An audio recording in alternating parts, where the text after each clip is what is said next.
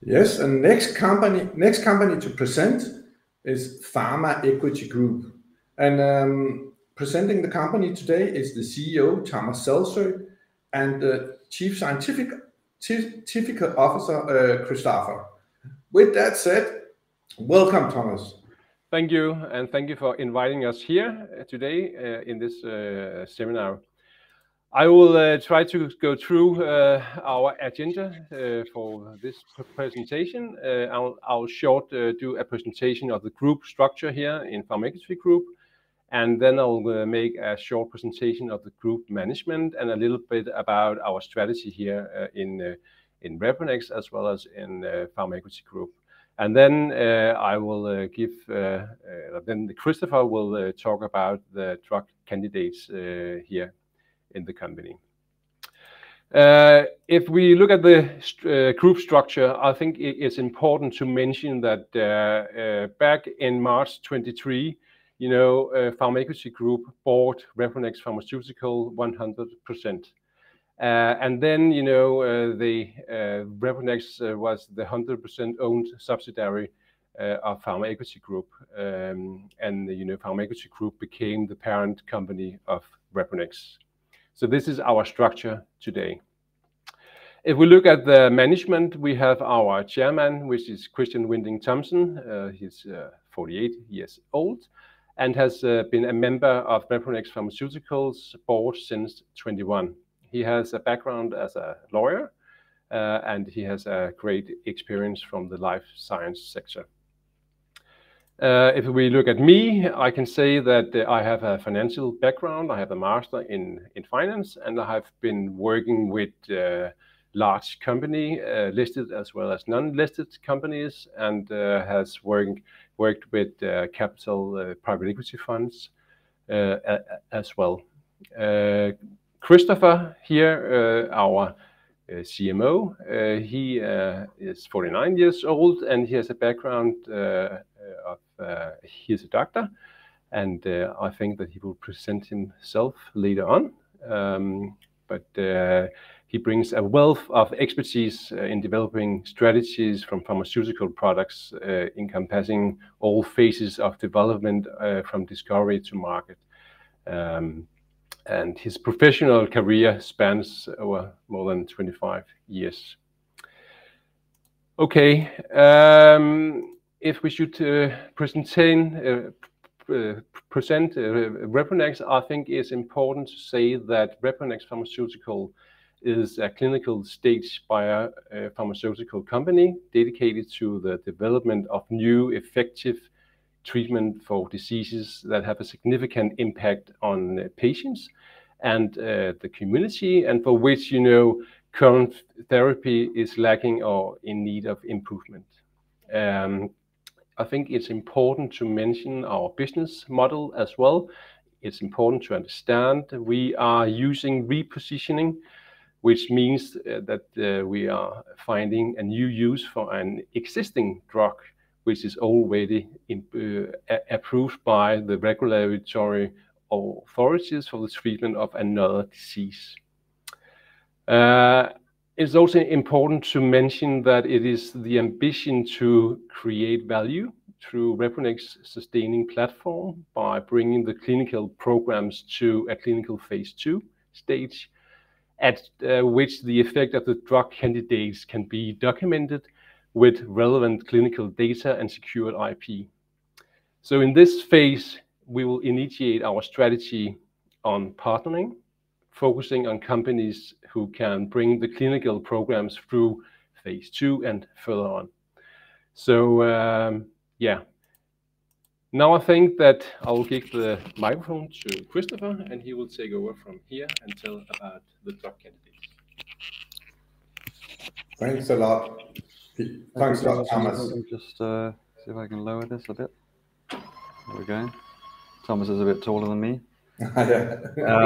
So I'm a doctor by training, qualified from Imperial College and Cambridge University in 1998, a long time ago. I've done some research and I found myself in the pharmaceutical industry where I've been for the last 15 or so years. And what I'd like to just run through is our sort of clinical pipeline, product pipeline. But what we're trying to do here at Reponex is we're taking existing APIs, these active pharmaceutical ingredients, and we're essentially reformulating them and or rerouting them such that we can reposition this API in a new indication. We want to take these through to phase 2 clinical concept, proof of clinical concept, and then partner up or out-license. That's essentially the business model. And what I'll go through today is these 4 clinical indications. We've got the RNX11 in bacterial peritonitis, RNX41 in pouchitis. We have 3 candidates in wound healing, RNX21, 22, and 23, and RNX51 in the prevention of colorectal cancer.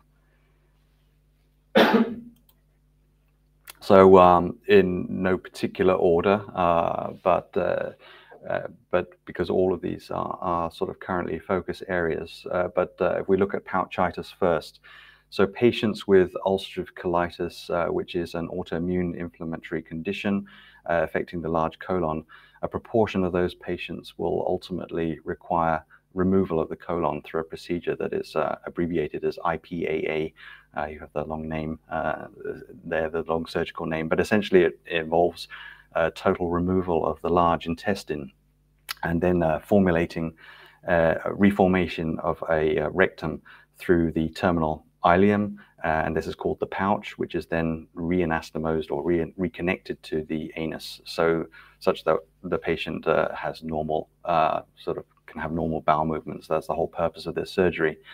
Unfortunately, a significant proportion of these patients develop inflammation of the pouch, and this can result in symptoms of bleeding, abdominal cramping, pain, nausea, incontinence, actually very similar symptoms to what they originally had as part of with their original disease, ulcerative colitis. And you can see some various endoscopic, colonoscopic images showing various grades of pouchitis, and just looking at some of those pictures, you can also probably imagine what that must feel like. The symptoms can be so bad, in fact, or the complications can be so bad that actually the patients then have to have their pouch excised, and then they end up with a terminal ileostomy, a terminal stoma, that of course is then irreversible, and that's what they live with for the rest of their lives. Reponex has developed a medicinal product, RNX41, which is for direct installation into the pouch, with the intention of providing then more effective treatment, higher doses locally, but reducing side effects, systemic side effects. And we have a proof of concept trial that is currently ongoing, with the readout expected next year. Another condition, another indication that we're looking at is bacterial peritonitis, otherwise referred to as intra-abdominal infection in regulatory terms. And this encompasses basically any type of intra-abdominal infection that results from the perforation of the intestinal tract. And basically you can perforate your intestine from anywhere from the beginning to the end. And depending on where the intestine perforates, I mean, it can be therefore due to various underlying diseases. But depending on where the intestine perforates will define what sort of bacteria and what sort of intra-abdominal contents then leak into this, intestinal contents leak into the intra-abdominal cavity. Now that intra-abdominal cavity is normally sterile, and so, you know, introducing bacteria and abdominal contents into that space results in quite a severe infection, sometimes a systemic sepsis. And it carries actually a high risk of mortality, particularly in high-risk populations. And diverticulitis. So this is diverticular disease, the large colon that sort of forms these little sacs that can become infected, can perforate. That is actually one of the second leading causes of death in the ICU. The problems here are that we introduce multiple different types of bacteria into the intraabdominal cavity, making it difficult to treat. And we believe that by instilling a direct combination of antibiotics and a GM-CSF, which I'll go into a little bit more detail, we can eradicate this infection more. We can improve the efficacy of treatment essentially, and reduce hospital stay. And we've also done this in a previous study of perforated appendicitis, where we showed that installation can reduce hospital stay. And now we're looking at doing another clinical trial next year, where we investigate other causes of intra-abdominal infection. Another area is chronic wounds. These can be caused by various underlying etiologies: venous leg ulcer, venous insufficiency, diabetes, diabetic foot ulcer, and pressure ulcers. But irrespective of their underlying etiology, they do share some similarities in terms of the fact that once they become chronic, they become contaminated, if you like, and sometimes also infected by multiple different types of bacteria. And one of the reasons for this is that you have bacteria able to form and organize in biofilms, which makes them very difficult to treat with current treatments, either systemically or systemic antibiotics or topical antiseptics. But also there are multiple different types of bacteria. So which agent would be most effective is also a dilemma. Reponex currently has 3 medicinal formulations. These RNX 21, 22, and 23 for local treatment, which essentially this GM-CSF and in combination with various antibiotics. And we have a clinical proof of concept study currently ongoing with RNX 21 in non-healing venous leg ulcers. And the last indication that I'll go into in more detail for now is colorectal cancer. This is actually a very heterogeneous population of patients. Cancer or colorectal cancer can develop for a number of reasons. There's also a group of patients that have hereditary conditions, which either have non-polyposis, this sort of non-polyposis colorectal cancer group, but also a group of patients with familial adenomatous polyposis or hamartomatous polyposis syndromes, where they have lots of adenomas. And in addition to that, we know from the literature that this dysbiosis, so bacteria that are normally considered commensals, actually are found to be suddenly invasive and invading the mucosal layer. And that also may predispose to cancer. So what we're looking at currently is a formulation RNX 51 applied as a local biofilm modulating treatment, which is currently being studied for the prevention of colorectal cancer in high-risk populations. And underlying all of this, in terms of the platform that Reponex is using to reroute and reposition to a large extent is through gels, not just, but gel formulation is one of the ways. And we're using gels to limit this systemic toxicity by delivering drug to target tissues, and thereby we can more effectively we can increase the dose locally of the active without predisposing to systemic side effects. And we can also modulate the release of these agents. GM-CSF is one of the molecules that we have. It's actually being used or being marketed fairly, rudimentary, you could say, in terms of its use. It's approved for rebooting essentially the immune system after bone marrow transplantation, because it stimulates macrophages and dendritic cells. But we also know that these cells play a very important crossover function between the innate and adaptive immunity, and they also are very important for the cleanup operation following injury or infection. So by by repackaging this molecule in a new formulation and being able to deliver it locally, we hope to get all the benefits and less of the dose limiting side effects that have otherwise compromised the use of this agent systemically.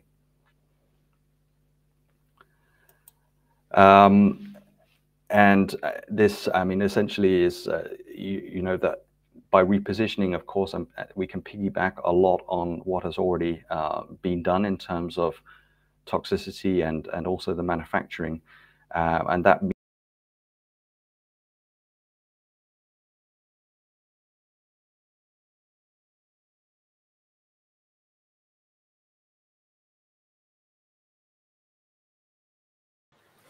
Sorry, it seems like there's a small technical issue here. We will address the issue right away.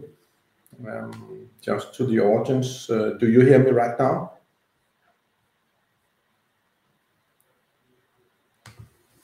We'll write out 2 seconds.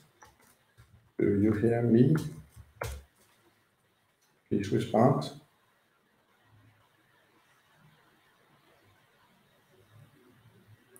Okay. Okay, it works. We will reboot the Pharma Equity Group, and they will be with us within a short while. I'm sorry about the interruption, but I think what Christopher wanted to present was actually, you know, how differ repositioning strategies compared to the traditional strategies. And I hope he will be back very soon to elaborate a little on that. So I can just briefly tell the audience that Pharma Equity Group is a new company on the stock exchange. They've been here for a little over 6 months, and repositioning strategies is also quite new for a Danish company or a Swedish company to present. So that's why it's very interesting to hear more about what this means. And thanks a lot for answering me that you hear me, and we will within a very short while be back with the Pharma Equity Group. And again, I'm sorry about the interruption.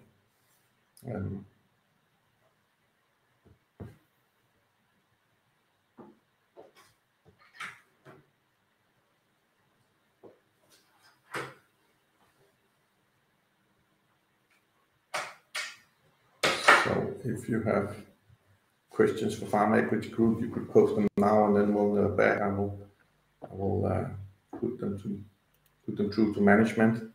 I think Thomas will be back and Christopher will be back. I see them in the window. I'm back now. Can you hear me? Yeah, we hear you, Christopher. I'm not sure what slide we were on when we lost the. We lost the connection. We have a thunderstorm overhead. I don't know if that has anything to do with it. That's what happens, you know. But no problem. I just told the audience about what differs repositioning from traditional.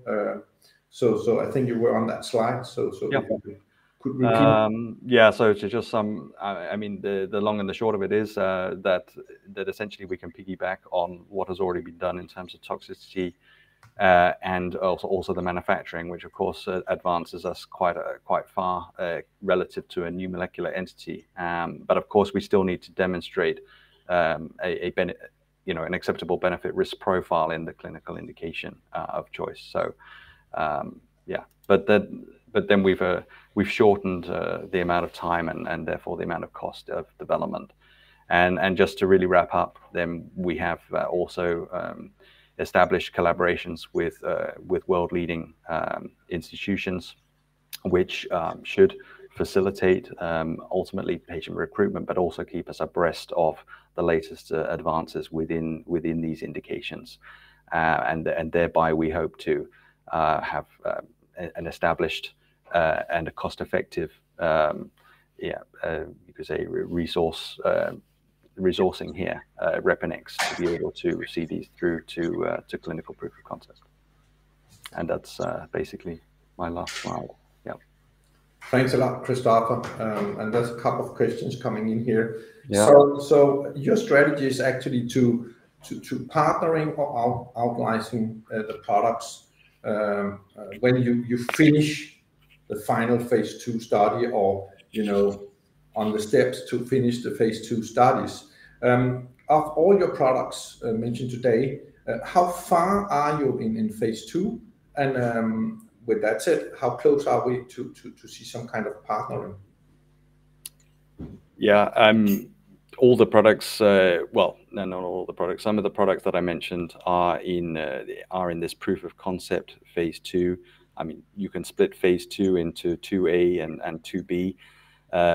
So they're in the phase 2A, I would say, context. So yeah, I think it's difficult to say exactly if we have any more information on when they will be completing these phase 2 clinical proof of concept now, and it's no different to what has been communicated before in the prospectus. Yeah, I think it's very important to say that it's depending on the strategy that we are following here, and of course we are in touch with licensing partners all the time. So we will have to make the choice of what to do. So the timeline that we have placed on the prospectus, this is the things that we are on track with right now. Thanks a lot, Thomas and Christopher. And recently you showed some good results on pouchitis. Yes. What differs repositioning in phase 2 compared to traditional phase 2? Do you have to carry out your research on the same amount of patients, and do you have to do it on less patients? And how many facilities do you have to carry it out? Is it okay just to carry it out in Denmark, or do you need a hospital in Sweden or UK? Yeah, I don't think there's any direct correlation between how much you need to do just because you say that you're repositioning a drug. It really depends on the indication that you are setting out to demonstrate in, and to a large extent these may or may not be defined up front by the regulatory agencies in terms of what they want to see. In the case of pouchitis, there aren't very many patients in total, and in fact previous companies have achieved orphan drug designation during development for these compounds. So of course, when there aren't that many patients available, then you don't need as many patients, and you have to work with a development program that doesn't involve so many patients to get your market authorization ultimately.